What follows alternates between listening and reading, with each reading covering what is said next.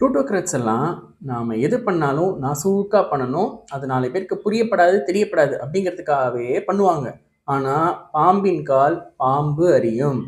அப்படிப்பட்ட ஒரு விஷயத்த தான் இன்னைக்கு நம்ம ஒரு ஷேர் பண்ண போறோம். என்ன அப்படின்னா, இலான் மஸ்க் அவன் எவ்வளோ பெரிய ப்ளூட்டோக்ராட்ன்னு உங்களுக்கு தெரியும். அவன் என்ன பண்ணான் அப்படின்னா, டெஸ்லா கார வந்துட்டு கொண்டு போய் நிறுத்திட்டு விண்ட்ஷீல்டு உடைக்கவே முடியாது அப்படின்னு சொல்லிட்டு சேலஞ்ச் பண்ணி பத்திரிகைக்காரங்க பொதுமக்கள் எல்லாத்தையுமே கூட்டிட்டான். கூட்டினதுக்கு அப்புறம் ஒரு சுத்தியில் எடுத்து டொட்டுன்னு ஒரு போட்டு போட்டான். சல்லி சல்லியான்னு ஒருங்கிடுச்சு. எது விண்ட்ஷீல்டு. உடனே நாட் நவ், நெக்ஸ்ட் டைம் அப்படின்னு சொல்லிட்டு கேஷுவலாக அவன் மட்டும் போயிட்டான். இதை பார்த்தோன்னா உங்களுக்கு என்ன தோணும் அப்படின்னு சொன்னா, என்னடா இலான் மஸ்க்கு வந்துட்டு விண்ட்ஷீல்டை உடைச்சிட்டான், உடைக்கவே முடியாதுன்னு சொல்லி எல்லாரையும் ஊரை கூட்டி உடைச்சு அவமானப்பட்டான ஆட்டோக்காரன் அப்படிங்கிற மாதிரி நம்ம எல்லாருமே வந்துட்டு பார்த்தீங்க அப்படின்னு சொன்னா மீம்ஸ் எல்லாம் பண்ணி போட்டாங்க. அதில் வந்துட்டு பார்த்தீங்கன்னா பப்ளிக்காக அவமானப்பட்ட 4 பெரிய மனுஷங்களை பற்றி தான் இன்றைக்கி நம்ம பார்க்க போகிறோம் அப்படின்னு சொல்லிட்டு ஷார்ட்ஸ் எல்லாம் போட்டானுங்க. அதுக்கப்புறம் உடைக்கவே முடியாதுன்னு சொல்லி உட வாங்கி அவமானப்பட்டுட்டாரியா அப்படின்னு சொல்லிட்டு மீம்ஸு எல்லாம் சோஷியல் மீடியா ஃபுல்லாக இது வந்துட்டு ஒரு கான்ட்ரவர்சியாகவே போச்சு. இது உங்க எல்லாருக்கும் தெரியும், ஏன்னா ரொம்ப பழைய விஷயம் அது.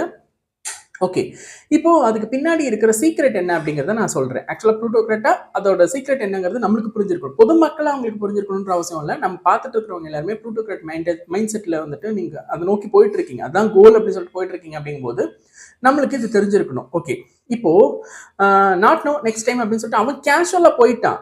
ஓகே, நம்ம எல்லாருமே அதை பத்தி தான் பேசிட்டு இருந்தோம். இப்போ என்ன அப்படின்னு சொல்லி பார்த்தீங்க அப்படின்னு சொன்னா, அது எவ்வளோ பேர் வந்துட்டு அந்த அந்த வீடியோவ வந்துட்டு இத வச்சு மீம்ஸ் கிரியேட் பண்ணி, கன்டென்ட் கிரியேட் பண்ணி வந்துட்டு சோஷியல் மீடியா ஃபுல்லா நிரப்பி விட்டாங்க அப்படிங்கிறது உங்களுக்கு தெரியும். ஓகே. இப்போ 2 வருஷத்துக்கு மக்கள் இத பத்தி தான் பேசிட்டு இருந்தாங்க. ஒரு விண்ட்ஷீல்டோட விலையில கிட்டத்தட்ட 2 வருஷம் சோஷியல் மீடியா ஃபுல்லா வந்துட்டு அந்த டெஸ்லா காரை பத்தியும், இலான் மஸ்க்க பத்தியும் தான் பேசினாங்க. ஓகே.